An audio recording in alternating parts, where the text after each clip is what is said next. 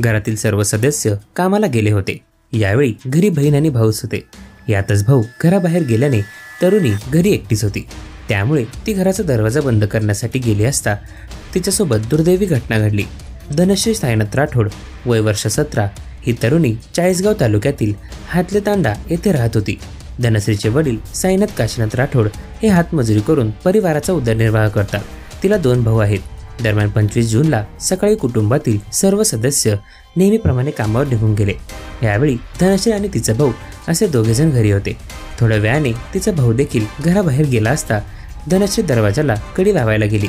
दरवाजाची कडी लावत असताना दरवाजात विद्युत प्रवाह उतरलेला असल्याने तिला जोरदार झटका बसला।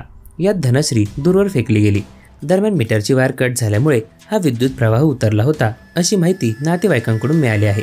घटनेची माहिती मिळताच कुटुंबीय घरी आले। यानंतर त्यांनी धनश्रीला चाळीसगाव ग्रामीण रुग्णालयात उपचारासाठी दाखल केले असता तिला वैद्यकीय अधिकाऱ्यांनी तपासून मयत घोषित केले। धनश्री ही 2 भावांची एकटीच बहीण होती। तिच्या मृत्यूच्या बातमीने कुटुंबियांनी एकच आक्रोश केला।